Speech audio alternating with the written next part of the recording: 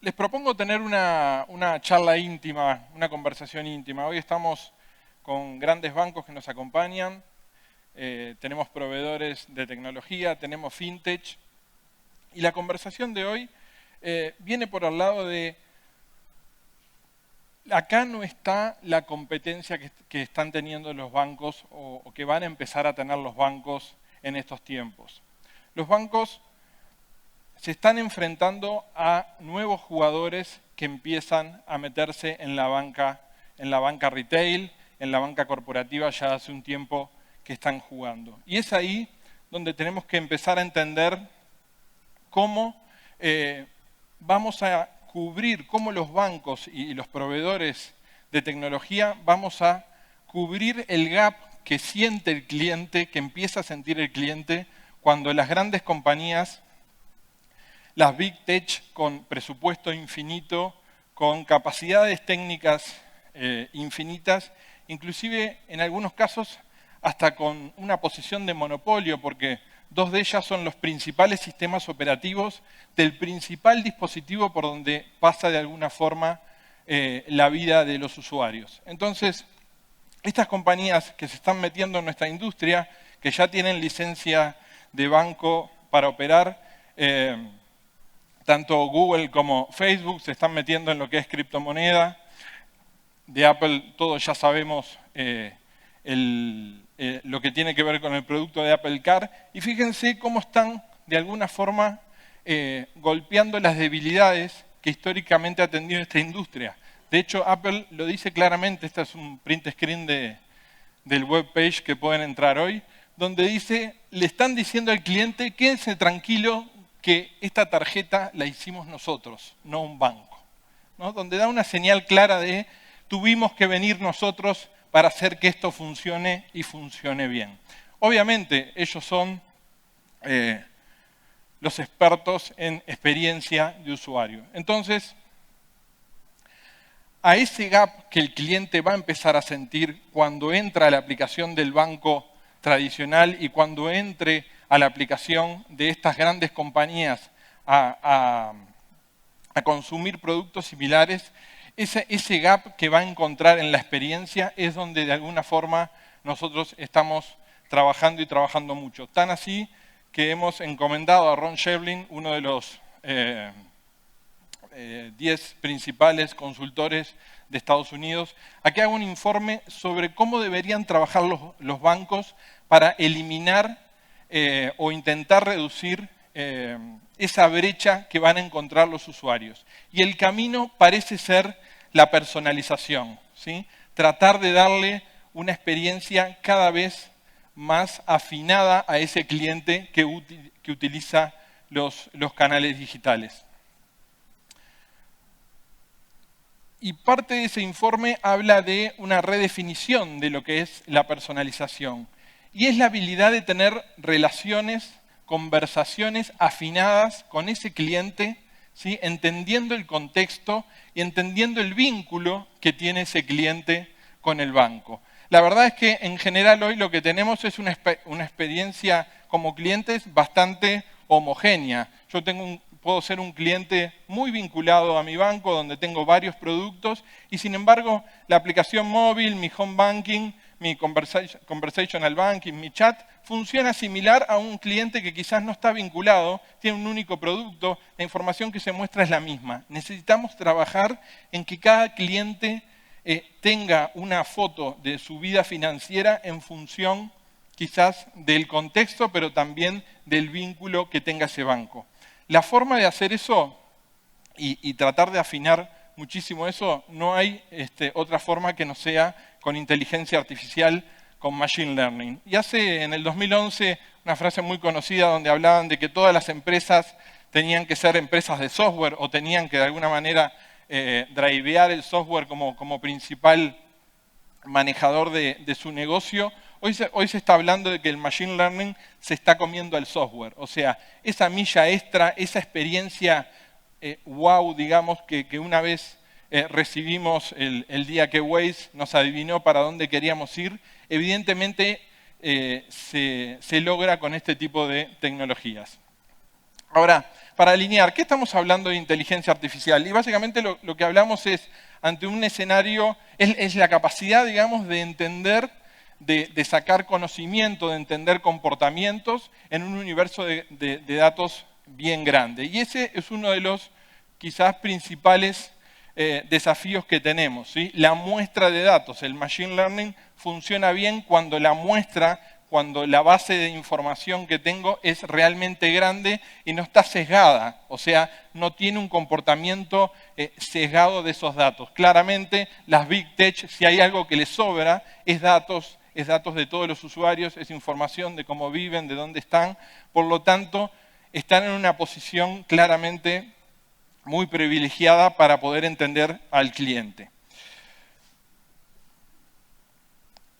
Ahora, nosotros también como compañía de plataforma omnicanal y de productos de canales, estamos utilizando ese mismo potencial.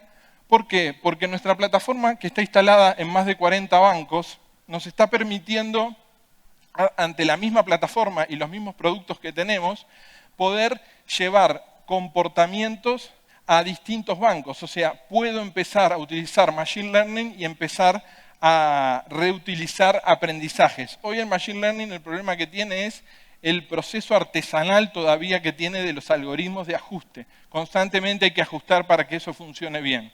Lo que estamos logrando es productivizar en base al conjunto enorme y todos los años que estamos en la industria, en productivizar esos comportamientos y de alguna forma que los clientes nuestros sean beneficiados de eso. ¿Cuál es el camino que, no sé si recomiendo o por lo menos les cuento que deberían pensar en recorrer para utilizar Machine Learning en lo que tiene que ver canales digitales, que es donde está nuestra experiencia? Lo primero es decir que tratar de no resolver problemas demasiado abarcativos, ¿sí? Ya han habido un montón de experiencias donde inclusive grandes compañías quisieron resolver problemas complejos con una buena idea, sin embargo, sin tener todavía las herramientas. Y un ejemplo de esto es, que no se me enojen nuestros amigos de Microsoft, era el famoso Clippy, ¿sí? Los que tengan un poquito más de 25 años se acordarán de Clippy, ¿sí? Aquel asistente de Word que el primer día que instalamos, creo que era Word 97, una cosa así, lo instalamos y dijimos, qué simpático, qué bueno ese muñequito, cómo se movía, y me decía, ¿qué tal si querés escribir una carta? El tercer día que le erraba lo que quería escribir, estábamos buscando en internet por modem en aquella época cómo desinstalarlo. Una buena idea mal aplicada, no estaba todavía la tecnología para que este muñequito de alguna forma acertara por dónde venía mi redacción hoy. Entonces, los 4 etapas o los 4 pasos para ir a un camino de personalización, de un camino de darle una experiencia al cliente que realmente sienta que es diferencial, que yo con la misma aplicación del banco, mi aplicación en particular se ve distinta y tiene información distinta al cliente de al lado. Y lo vemos como lo que es el proceso de aprendizaje tradicional de los humanos, en 4 etapas. La primera es la del mono con escopeta, digamos, es el inconsciente incompetente, o sea, soy incompetente y también no soy consciente de que lo soy. Por lo tanto, es el ejemplo de Clippy. Esta es una primera etapa que directamente no deberíamos pasar, ¿sí? Sino más bien la segunda, que es, soy consciente, ¿sí?, que soy incompetente, pero, sin embargo, puedo empezar a utilizar algoritmos y empezar a ponerle, como decía en el slide anterior, en acciones de bajo riesgo, empezar a intentar entender comportamientos. ¿Qué es lo que estamos haciendo nosotros hoy?